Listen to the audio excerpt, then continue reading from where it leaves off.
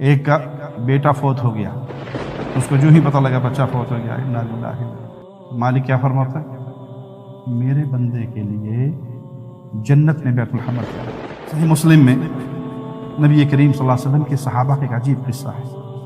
آپ نے صحابہ کا 300 آدمیوں کا ایک گروہ ایک سمندری حدود پہ بھیجا، ابو عبیدہ کو ان کا رضی اللہ عنہ امیر بنایا، اور کھجوروں کی ایک تھیلی آپ نے ان صحابہ کے گروہ کو دے دی، اور کچھ نہیں ہے کھانے پینے۔ اصحاب الاخدود کے واقعے میں ایک بچہ اللہ پر ایمان لے آیا،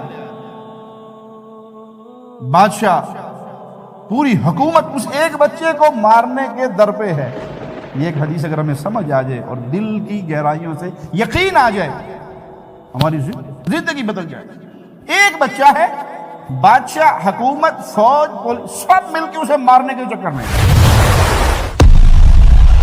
اگر آپ پہلی مرتبہ ہمارے چینل پر تشریف لائے ہیں پلیز سبسکرائب کر لیجئے۔ ایک کا بیٹا فوت ہو گیا، اس کو جو ہی پتہ لگا بچہ فوت ہو گیا، انا للہ و انا الیہ راجعون، انا للہ ما اعطى وله ما اخذ وعنده لكل شيء اجل۔ صبر کیا۔ حدیث میں آتا ہے فرشتے جب پہنچتے ہیں مالک کے سامنے، مالک کے دربار میں، تو مولا پوچھتا ہے میرے بندے کا یہ بچہ تم لے کر آئے ہو، ہاں کیا ری ایکشن تھا؟ حالانکہ وہ سب کچھ جانتا ہے، اپنے بندے کی قدر کو بڑھاتا ہے، ان کا ذکر ملائکہ کے سامنے کرتا ہے، اس کا کیا ری ایکشن تھا؟ اللہ تیری حمد و ثنا، تیری قضا پہ راضی۔ مالک کیا فرماتا ہے؟ میرے بندے کے لیے جنت میں بیت الحمد تیار کر رہا ہوں۔ صبر کیا، اجر و ثواب کے اندر کہاں پہنچ گیا۔ اچھا اس کے برعکس بچہ فوت ہو گیا، آپ بینڈ ڈالیں، روئیں، چیخیں، پیٹیں، سر پیٹیں، بال پھاڑیں، سینہ کو بھی کریں، زمین پہ لوٹ پوٹ ہو کر روئیں، بچہ واپس آ جائے گا؟ کچھ ملے گا؟ وہ جو خیر اللہ نے صبر کے ذریعے آپ کو دینی تھی، عطا رکھی تھی، آپ نے یہ بے صبری کا مظاہرہ کر کے اس سے اپنے آپ کو محروم کر دیا۔ وَأَنَّ الْفَرَجَ مَعَ الْكَرْبِ، تکالیف، مصیبتیں جب بڑھ جاتی ہیں تو پھر یاد رکھے کہ وہ فراخی کا پیغام لے کر آتے ہیں۔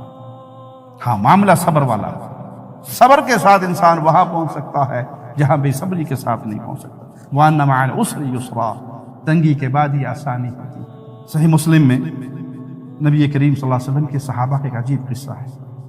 آپ نے صحابہ کا 300 آدمیوں کا ایک گروہ ایک سمندری حدود پہ بھیجا، ابو عبیدہ کو ان کا رضی اللہ عنہ امیر بنایا، اور کھجوروں کی ایک تھیلی آپ نے ان صحابہ کے گروہ کو دے دی،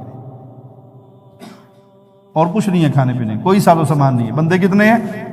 300، کھانا کتنا ہے؟ کھجور کی ایک چھوٹی سی تھیلی۔ تو صحابہ کہتے ہیں کہ حضرت جابر کہتے ہیں ابو عبیدہ ہمیں ایک کھجور دیتے، صرف ایک کھجور، 24 گھنٹے کے لیے ایک کھجور۔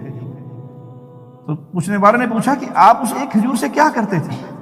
کیا ایک کھجور کھا لیتے پھر سارا دن بچوں کی طرح اس کی گٹھلی کو چوستے رہتے؟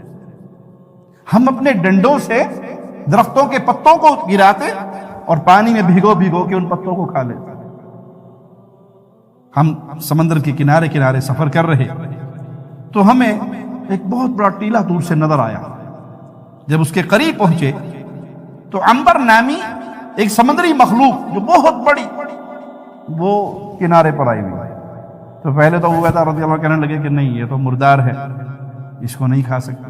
پھر سوچا کہ نہیں ہم تو جہاد کے لیے نکلے ہوئے ہیں، اللہ کے راستے میں نکلے ہوئے ہیں، ہمارے پاس تو کچھ کھانے کے لیے ہے نہیں، تو ہم مجبوراً اس کا گوشت کھا سکتے ہیں۔ کہ ہم 300 آدمی تھے اور ہم نے اس کا گوشت کھانا شروع کیا۔ اس کی آنکھ ڈیلے کی جو جگہ ہے وہاں سے کئی مٹکے ہم نے چربی نکالی، اتنی بڑی وہ مخلوق تھی، بیل کے گوشت کے برابر اس کے ٹکڑے کاٹ کاٹ کر ہم کھاتے، اور ہم جتنے 300 کے 300 بڑے صحت مند ہو گئے اور خوب کھایا وہ گوشت۔ 13 افراد صرف اس کی آنکھ کے سوراخ میں بٹھائے دیکھنے کے لیے کتنا بڑا ہے، تو 13 آدمی اس کے اندر بیٹھ گئے اور اس کا کچھ گوشت کاٹا، اور وہ لے کر ہم مدینہ بھی آئے اور آ کر سارا واقعہ رسول اللہ صلی اللہ علیہ وسلم کو بیان کیا۔ آپ نے کہا ہوا رزق اخرجہ اللہ لکم، وہ اللہ نے تمہارے لیے رزق بھیجا تھا۔ جب چلے تو کیفیت کیا تھی؟ 300 بندے ایک تھیلے میں کھجوریں ہیں، 24 گھنٹے میں ایک کھجور ملتی ہے، اور پھر اللہ نے ان کو کہاں سے رزق دیا؟ من حیث لا یحتسب، جہاں سے کوئی جانتا ہی نہیں، توقع ہی نہیں، امید ہی نہیں کہ یہاں سے بھی مل سکتا ہے۔ صحیح بخاری میں آتا ہے کہ ایک شخص نے زمین بیچی، دوسرے نے خریدی، پیسے لے لیے، سودا ختم ہو گیا۔ اب جس نے خریدی اس نے ہل چلایا تو کوئی چیز ہل کے ساتھ ٹکرائی سخت، وہ جگہ کھودی تو ایک ہنڈیا نکلی، کھولا تو زیورات سے بھری۔ تو جس نے خریدی تھی زمین، وہ یہ خزانہ لے کے بیچنے والے کے گھر پہنچ گیا کہ جناب آپ سے زمین خریدی تھی، زمین کی قیمت ادا کی تھی، اس میں سے یہ خزانہ نکلا، یہ میرا نہیں ہے، میں نے اس کی قیمت ادا نہیں کی، یہ آپ کا ہے، یہ آپ کی امانت ہے، آپ لے لیجئے۔ اور لینے والا، زمین بیچنے والا کہتا دیکھو میں نے زمین آپ کو بیچ دی، اس کی پیمنٹ لے لی، اب زمین اور زمین میں جو کچھ ہے وہ آپ کا ہے، میرا نہیں ہے۔ ہمارے ہاں لڑائی ہوتی ہے یہ میرا ہے تیرا نہیں، اور وہاں لڑائی ہو رہی ہے تیرا ہے میرا، جس کی نظر آخرت پہ کہ یہ کٹ جائے گی وہ نہیں کٹے گی، یہ گزر جائے گی وہ نہیں گزرے گی، یہ 60 70 80 سال ہے، وہاں کا پہلا دن 50,000 سال لمبا۔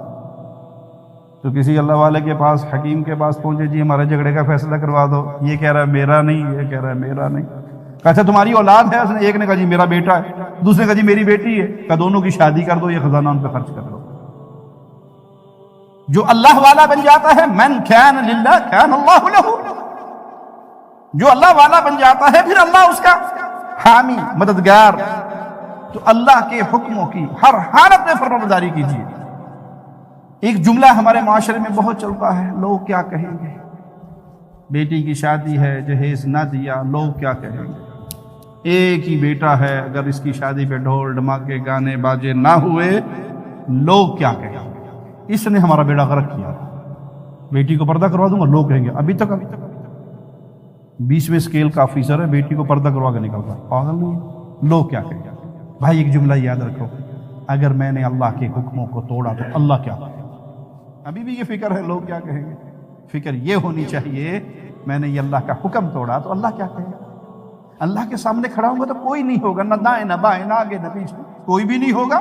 ادھر میرے اعمال نیکیوں کی صورت میں، ادھر میرے اعمال گناہوں کی صورت میں، سامنے دہکتی ہوئی جہنم، اللہ کیا کہے گا۔ تو اللہ والے بن جائیے، من کان، ایک اللہ والا ہو گیا، اللہ اس کا، اور جس کا اللہ ہو جائے اسے کسی اور کی ضرورت۔ اصحاب الاخدود کے واقعے میں ایک بچہ اللہ پر ایمان لے آیا، بادشاہ پوری حکومت اس ایک بچے کو مارنے کے در پہ ہے۔ یہ ایک حدیث اگر ہمیں سمجھ آ جائے اور دل کی گہرائیوں سے یقین آ جائے، ہماری زندگی بدل جائے۔ ایک بچہ ہے، بادشاہ، حکومت، فوج، پولیس سب مل کے اسے مارنے کے چکر میں بھیجا، اس کو لے جاؤ پہاڑ کی چوٹی سے دھکا دے دو۔ چوٹی پہ چڑھے تو اس نے کہا اللہم اکفنیہم بما شئت وکیف شئت، اللہ ان کے ساتھ جو سلوک کرنا ہے کر لے، مجھے بچا لے۔ پہاڑ پہ زلزلہ آیا، وہ سارے فوجی دستہ نیچے گرا، ہلاک ہو گیا۔ یہ خود چلتا ہوا بادشاہ سلامت کے سامنے، السلام علیکم، پہنچ گیا ہوں۔ پھر پہنچ گئے، کہا وہ مارنے والے کہاں گئے؟ اللہ نے ہلاک کر دیا ہم سب، اس اللہ پر ایمان لایا۔ دوسرا لشکر، اس کو لے کے جاؤ سمندر میں، جا کے بیچ سمندر کے سے کشتی سے دھکا دے دو۔ وہ دھکا دینے لگے تو پھر کہا اللہم اکفنیہم بما شئت وکیف شئت، کشتی الٹ گئی، دستہ سارا فوجیوں کا مارا گیا۔ یہ چلتا ہوا پھر بادشاہ کے سلامت کے سامنے، ہاں جی ٹھیک ہو؟ پوری بادشاہت مل کے ایک بچے کو مارنے پر قادر نہیں۔ اور یہ بچہ پھر خود کہتا ہے کہ دیکھو مارنا ہی ہے نا تو میرا طریقہ اختیار تھا، میرے تیر کمان سے اونچی جگہ پہ مجھے کھڑا کر کے تیر مارو، ساری اپنی پبلک کو اکٹھا کر لو اور بسم اللہ، میرے رب کے نام پہ، میرے اللہ کے نام پہ تیر چھوڑو، مجھے لگے گا تو میں مروں گا، وگرنہ تو مجھے مار ہی نہیں سکتا۔ وہ ایک بچے کو اس ڈر میں مارا تھا کہ یہ لوگوں کا دین خراب نہ ہو جائے، اور جب بسم اللہ کہہ کے وہ تیر چھوڑا تو سب نے کہا ہم سب اللہ کے نام کی گواہی دیتے ہیں اشہد ان لا الہ الا اللہ کے آوازیں ہر بندے کی زبان سے نکلنے شروع ہو گئے، سب کے سب مسلمان ہو گئے۔ تو جب انسان اللہ والا بن جاتا ہے پھر اللہ اس کی وہاں سے مدد کرتا ہے جہاں سے اس کی سوچ بھی نہیں ہے۔